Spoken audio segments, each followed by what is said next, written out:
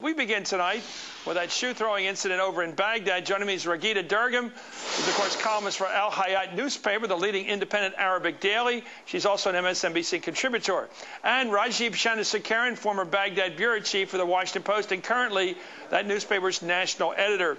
Raghida, tell me in your own words, as best you can, to what extent does that shoe-thrower reflect Baghdad, Iraqi, Arab opinion? Not to a great extent at all. There is a division in the opinion amongst Arabs, amongst Iraqis about the invasion of Iraq, the staying of the United States Army in Iraq.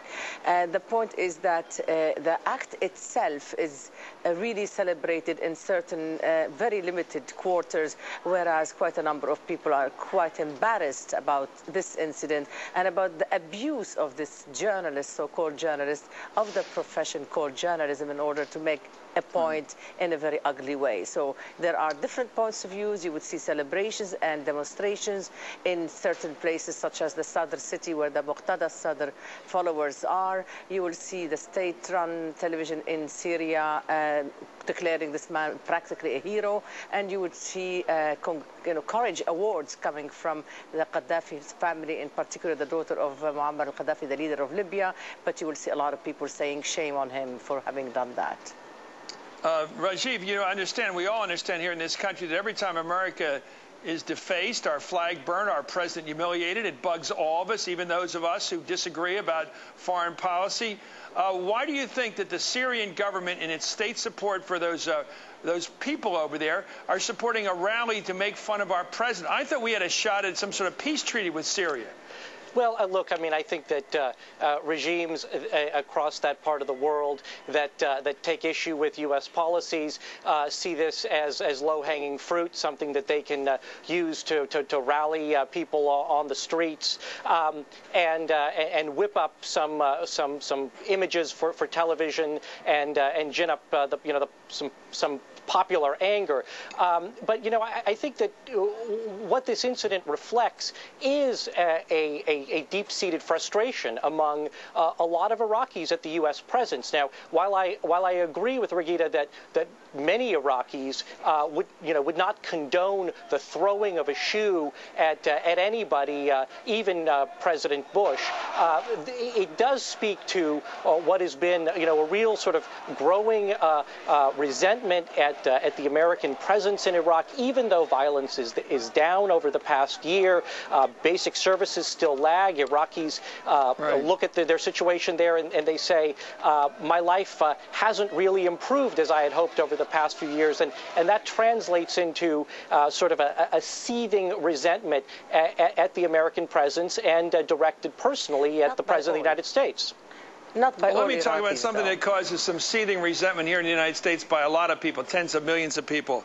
The Vice President of the United States is quoted on ABC News. Let me give you the quote here tonight. It is shocking, even from Vice President Cheney, who's quite a hawk. This was an interview by Jonathan Karl of ABC News with the Vice President. Here's part of the exchange. Jonathan Karl said this to the Vice President. You probably saw Karl Rove. He, of course, was the recent White House political operator. Last week said that if the intelligence had been correct, we probably would not have gone to war in Iraq. In other words, if there wasn't any WMD there, Karl Rove was saying, we wouldn't have gone to war. Here's what Cheney said in the interview tonight.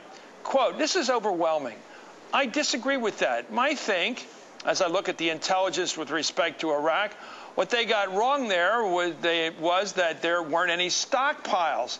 What they found was that Saddam Hussein still had the capability to produce weapons of mass destruction. He had the technology, he had the people, he had the basic feedstocks. This was a bad actor. And the country's better off. The world's better off with Saddam gone. And I think we made the right decision in spite of the fact that the original NIE, that's the National Intelligence Estimate, was off in some of its major judgments. That is Cheney talk, Raghida. Yeah. I'm telling you, he's saying right there that everything we pretended to do before we went to war, we had a demand for inspections, an inspections regime, which we got. We weren't satisfied with having inspections for several weeks. And then we said we want them to bring out all their weapons of mass destruction, their stockpiles, and burn them in front of us like the South African whites did. And they didn't do that. In other words, all the demands that we made on Saddam Hussein before the war to avoid the war were a joke. They were opera bouffe. They were pretension. We intended to go to war whether he had the stockpiles or not. That's the statement of the vice president. What does that say to you, Raghida? He's now saying the truth because if you would remember, Chris, in the run-up to the war, I had said that on your show on MSNBC consistently that I was convinced that the administration knew that there was not any... Well, how did you know it? I mean, now we're getting it from the VP. Well, no, because I covered the United Nations beat, and I knew the inspectors, I knew the inspections, and I knew that the disarmament of Iraq was done largely by the inspections.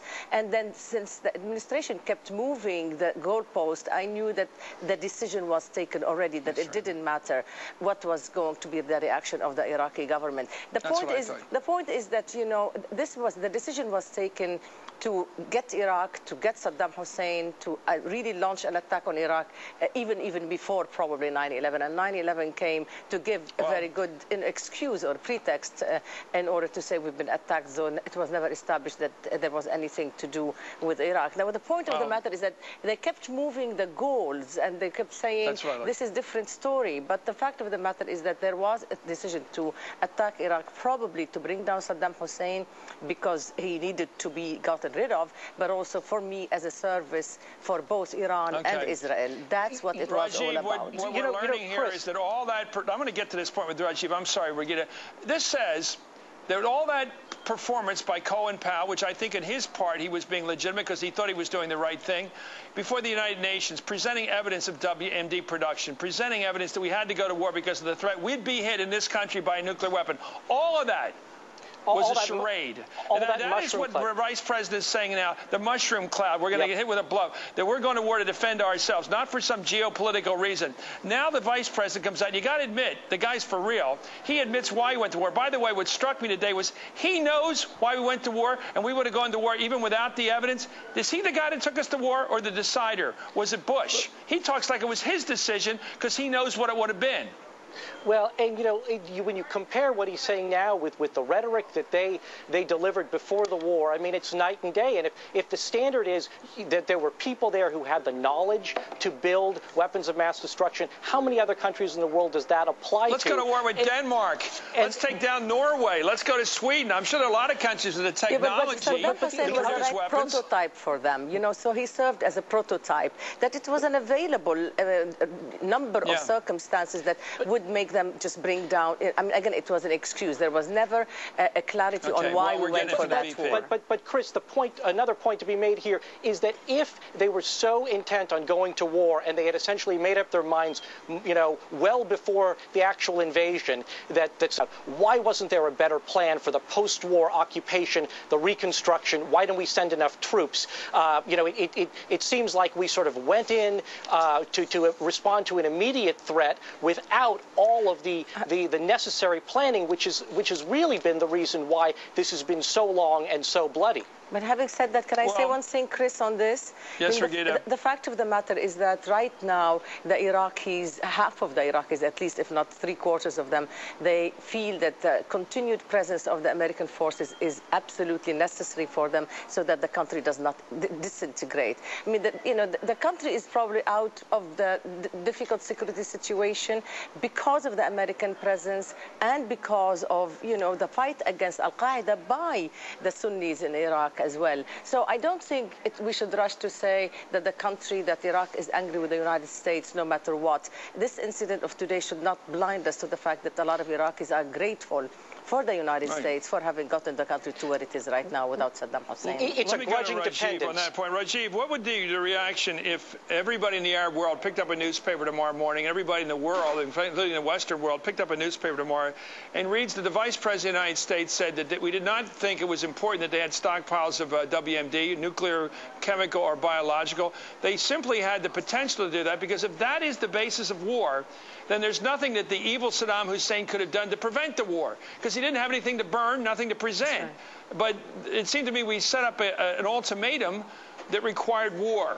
Everything else was pretense. Your thought, Rajiv? Yeah, I don't think, Arabs picking up newspapers tomorrow will be at all surprised by Cheney's comments. And I think that I also don't think that any of the neighboring countries of Iraq, their leaders will be particularly scared, because they look at what happened and how U.S. troops were for such a period of time bogged down in Iraq, that the threat that we have of using overwhelming force in that part of the world, our credibility has been, quite frankly, strained by what has occurred in Iraq. But just getting to Raghida's earlier point there, I think that there's a grudging acceptance of U.S. forces there. I don't think, yes, she's right that most Iraqis now want U.S. troops to stay because they believe it will protect them. But that's a result of the deteriorating situation there, and that the Shiites feel they need the Americans there to protect them from al-Qaeda-linked Sunni militants and vice versa. They don't really want the Americans there, but they feel it's their only option to stay alive.